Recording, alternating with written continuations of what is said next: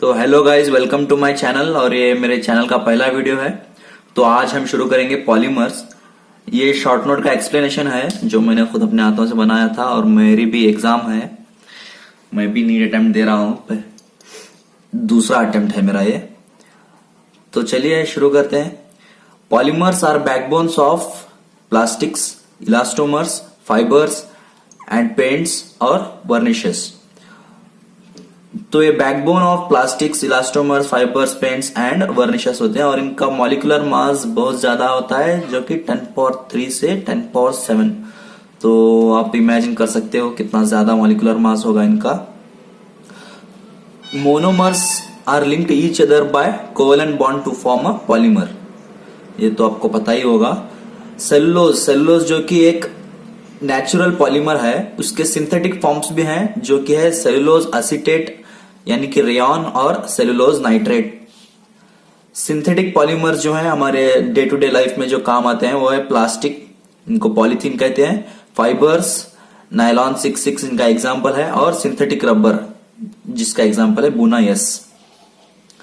तो free radical mechanism, ethene plus benzoyl peroxide in presence of heat and light converts to polythene। Sorry, phenyl, जिसमें phenyl जो क्या है, phenyl का free radical form from peroxide, और इथिन का double bond जो कि new and larger free radical को फॉर्म करता है। ये स्टेप जो है चेन इनिशिएटिंग स्टेप होता है। तो बुना एस किस किस से मिलकर बना है? 1,3 ब्यूटाडाइन एंड स्टाइरिन से मिलकर बुनाएस बना है। तो हम शुरू करते हैं एडिशन पॉलीमर्स। इसमें आप क्वेश्चन देख सकते हैं, एग्जांपल दिया होगा और पूछा जाएगा कि एडिशन पॉलीमर है या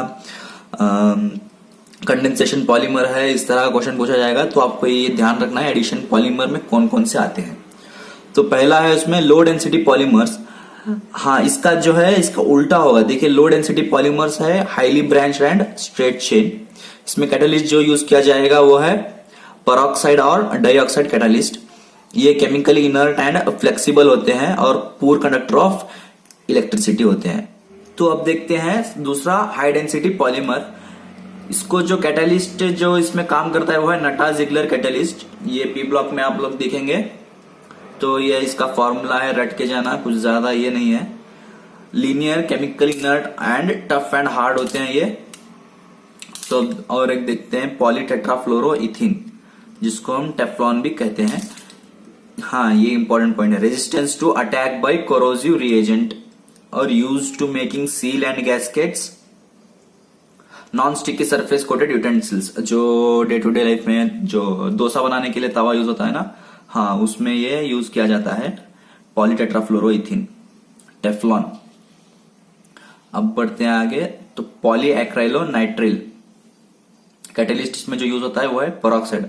पेरोक्साइड कैटेलिस्ट और कहाँ यूज होता था बताइए मुझे, कमेंट्स में बताना। चलिए बता देता हूं मैं ही। तो ये लो डेंसिटी पॉलीमर्स में पेरोक्साइड कैटेलिस्ट यूज होता था। तो अब बढ़ते हैं आगे।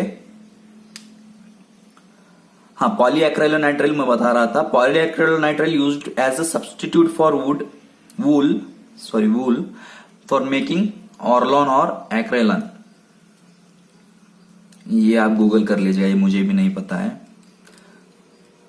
अब दूसरा देखते हैं कंडेंसेशन पॉलीमर्स। तो इसमें इथाइलिन ग्लाइकॉल है, जिसका chemical name ethane 1,2 diol plus terephthalic acid benzene 1,4 dicarboxylic acid, जिसमें catalyst zinc acetate and antimony trioxide use होता है टू मेक टेरिलीन और डैक्रॉन। और एक बार बता देता हूं, इथाइलिन ग्लाइकोल, जिसको हम कहते हैं ethane 1,2 diol plus terephthalic acid benzene 1,4 dicarboxylic acid, जिसमें कैटालिस्ट यूज होता है zinc acetate and antimony trioxide. तो फाइनल प्रोडक्ट जो हमारे पास बन के आता है वो है टेरिलीन और डैक्रॉन। हाँ, तो ये क्वेश्चन में पूछ सकता है पॉलीअमाइड के एग्जांपल्स दीजिए, तो उसका एग्जांपल होगा, तो मैं आगे बताता हूं इसका एग्जांपल क्या होगा। अमाइड लिंकेज से जो बनता है ये एग्जाम्पल ऑफ सिंथेटिक फाइबर है और टर्म्ड एज नाइलॉन। जो नाइलॉन 66 है वही नाइलॉन 66 या नाइलॉन 6 वो इसके एग्जाम्पल होंगे। तो produce by condensation of diamine with dicarboxylic acid, और दूसरा प्रोसेस जो है कंडेंसेशन ऑफ अमाइनो एसिड और देयर लैक्टेन्स। तो ये पहले पेज का ही दूसरे तरफ का पार्ट है। तो nylon 66 this is prepared in the presence of high pressure and temperature. Hexamethylene diamine को एडिपिक एसिड के साथ मिलाकर ये नाइलॉन 66 बनाया जाता है। इसमें हाइड्रोजन बॉन्ड होते हैं, तो आपको पता है hydrogen bond is one of the strongest bond. ये क्रिस्टलाइन नेचर के होते हैं। तो इसमें ये भी क्वेश्चन पूछा जाएगा कि बॉन्ड का ऑर्डर देके आपको एग्जांपल्स देके बॉन्ड का ये पूछेगा ऑर्डर।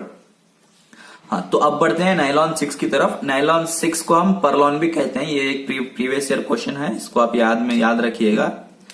तो ये कैसे बनाया जाता है? Heating the caprolactam in water at high temperature. तो पॉलिएस्टर्स की बात करते हैं। Polyesters are condensation of dicarboxylic acid and diols. Examples of polyesters are Dacron और टेरिलीन। जो कि डैक्रॉन और टेरिलीन जो है वो crease resistant, blending with cotton and wool में इसको यूज किया जाता है। आपने यहां पर देखा होगा ये सब्स्टिट्यूशन ऑफ वूल में यूज होता है।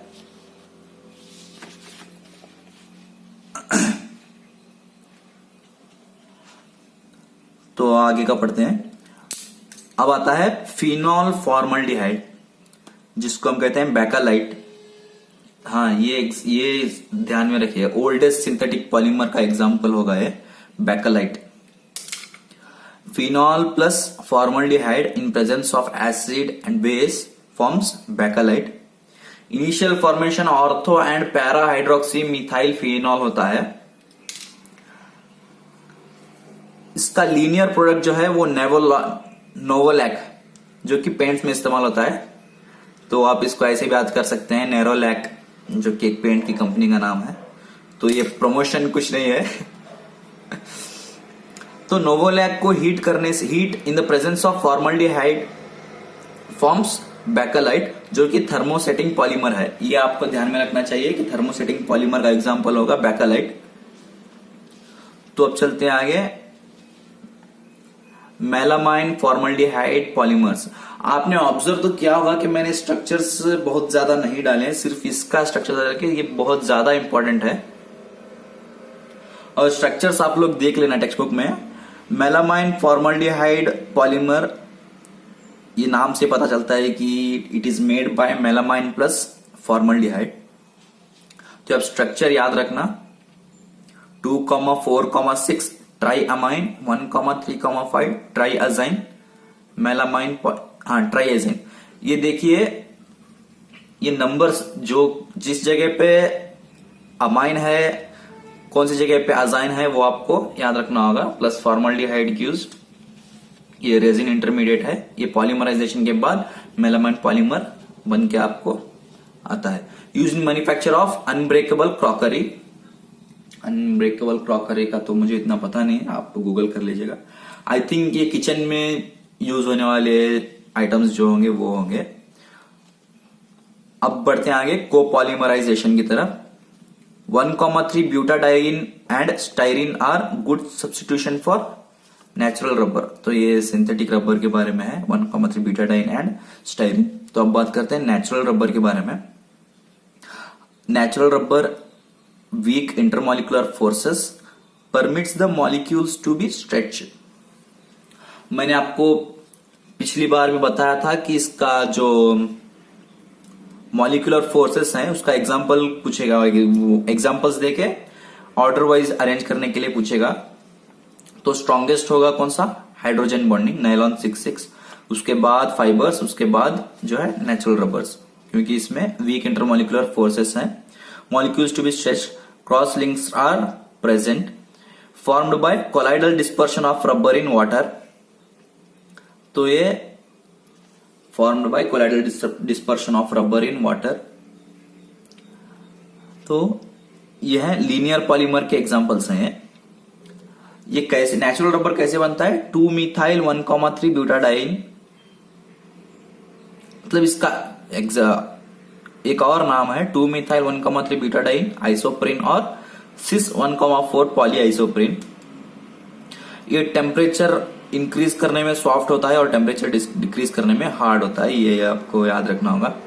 Soluble in non polar solvents, not resistant to attack by oxidising agent, ये बहुत ज्यादा इंपॉर्टेंट है। तो ये आप कंफ्यूज कर सकता है कि आप जाके टिक मार के कि रेजिस्टेंस टू ऑक्सीडाइजिंग एजेंट, नहीं, ये non resistance to oxidising agent. तो और एक हमारे पास टर्म निकल के आता है, वो है वल्कनाइजेशन। तो ये क्या है, heating of raw rubber with sulphur, sulphur forms double bonds, जो कि रबर को और मजबूत बनाता है। जो गाड़ियों के टायर में रबर यूज होता है उसमें 5% सल्फर होता है, तो जितना ज्यादा सल्फर मिक्स करेंगे उतना ही ज्यादा मतलब टायर का रबर जो है स्ट्रांग होगा। तो अब नेक्स्ट चलते हैं सिंथेटिक रबर्स की तरफ। Synthetic rubbers are prepared by chloroprene polymerisation forms neoprene. जो क्लोरोप्रीन है उसका पॉलीमराइजेशन, मतलब क्लोरोप्रीन ही बहुत सारे क्लोरोप्रीन मिलाने से नियोप्रीन मिलता है। नियोप्रीन को पॉलीक्लोरोप्रीन भी कहते हैं। Resistance to vegetable and mineral oils, ये याद रखें, neoprene is resistance to vegetable and mineral oils. Buna N मतलब ये नेचुरल है। Copolymerization of 1,3 butadiene and acrylonitrile, ये एन किसको रिप्रेजेंट, एक्राइलोनाइट्रिल को रिप्रेजेंट करता है, उसमें बोनायस है, यस स्टाइरिन को रिप्रेजेंट करता है। तो आप ये इससे भी इसके फॉर्मूले का याद रख सकते हैं, फॉर्मूले को याद रख सकते हैं। इसमें कैटालिस्ट जो है वो पेरोक्साइड है। पेरोक्साइड कैटालिस्ट कहां पे ये कैटालिस्ट किया था, आप मुझे कमेंट्स में बताएगा। पेरोक्साइड 3 जगह पे, अभी प्रीवियसली 2 जगह पे और यहां पर कैटालिस्ट की तरह काम किया है। Resistance to action by petrol, lubricating oil and organic solvents, तो ये इन सब से रेजिस्टेंस का काम करता है। तो आज के वीडियो में बस इतना ही। ये मेन जो पॉइंट्स थे उनको मैंने कवर कर दिया है, तो आप देख लीजिए। और यहाँ पे 2 ये है ठहरो, nylon 2 nylon 6 alternate polyamide copolymer of glycine and amino caproic acid, तो ये आप देख लेना। और ग्लिप्टॉल किस किस से बना है, इथाइलिन ग्लाइकॉल और थैलिक एसिड से। मैंने इसका जो निमोनिक है वो पैग करके रखा था, वो पैग नहीं, तो याद रखने के लिए कुछ भी। तो और एक है Bakelite, Bakelite is form from, और पिछली बार आपने देखा है, फिनॉल एंड फॉर्मल्डिहाइड, तो ये पीडीएफ की जगह पीबीएफ लगा दिया इतना ही। और देख लेना, एक बार टेक्स्ट बुक जरूर पढ़ना। तो चलिए आज के लिए बस इतना ही, बाय।